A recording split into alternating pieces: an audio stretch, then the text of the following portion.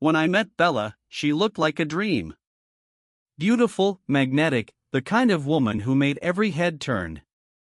I was 29, a quiet web developer who never believed girls like her would even notice me. But she did. Or so I thought. For months, I couldn't believe she was mine. My friends joked I'd won the lottery. I guess they were right, just not the way I expected. We met at a friend's event. She said she was a model, just starting out. She laughed at my jokes, called me different. I mistook that for affection. She moved in after 2 months, said she couldn't afford rent.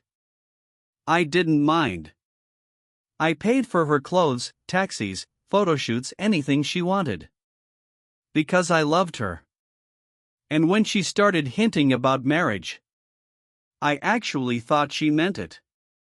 One afternoon, she invited her friends over to plan the wedding. I wasn't feeling well, so I stayed in the bedroom. Then I heard my name. Laughter. He's such a rich dork. She giggled. Ugly, but useful. I'm basically living the dream. They all laughed. I froze in the hallway, humiliated, shaking. That was the moment something inside me snapped. I could have kicked her out right then. But I didn't. Instead, I smiled to myself and decided. If she could use me, I could use her too. My cousin Irene had always dreamed of being a model. She had money, but no connections. Bella had the opposite, endless contacts in the fashion world. So I started listening. Every time Bella mentioned a casting or agency, I took notes. Then I quietly gave that info to Irene.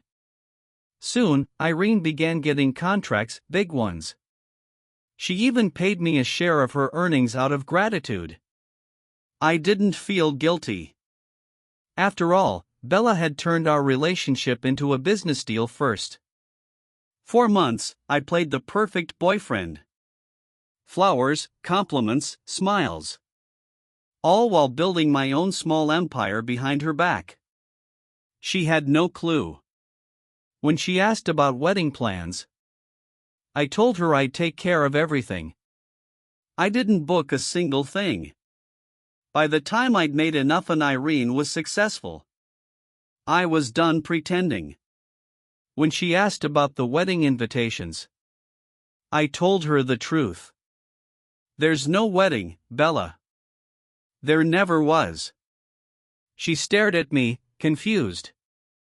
I told her I'd overheard everything. How she mocked me, used me, humiliated me. Her face went pale. She said it was just a joke. That she didn't mean it. Then I told her about Irene. How I'd used her contacts to make money for myself. That broke her completely. She screamed, cried, called me a monster. Said I'd betrayed her worse than she ever betrayed me. Maybe she was right. But I didn't care. I'd already won. She left in tears that night. Packed her bags and disappeared. A few days later, she texted. I still love you. Please let's fix this. I didn't answer. But part of me felt something, guilt, maybe. Until her friend sent me a screenshot of Bella's messages.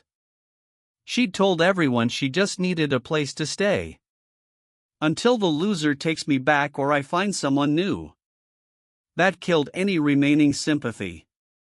I blocked her everywhere. Weeks later, she showed up at my office. Made a scene in front of my coworkers. Begged me for another chance. We sat in a cafe, and she said something I'll never forget. Maybe if you hadn't been so nice all the time, I'd have respected you more. I almost laughed. Apparently, she only found me attractive now. Because I'd proven I could play her game. It was pathetic. I told her I'd think about it. Just to make her leave quietly. Of course, I never did.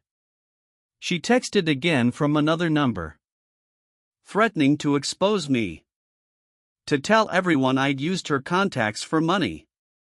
I told her to go ahead, because the truth always cuts both ways. After that, she disappeared. I should have felt victorious, but all I felt was empty. Revenge gave me money, closure, but no peace. I realized she wasn't the only one who'd changed. I had too. And not for the better. Sometimes I still think about her. How easily love can turn into a transaction. How fast respect can vanish. Now, when people ask me what happened, I say, she was with me for money. I stayed with her for revenge. And somehow, that makes us equal.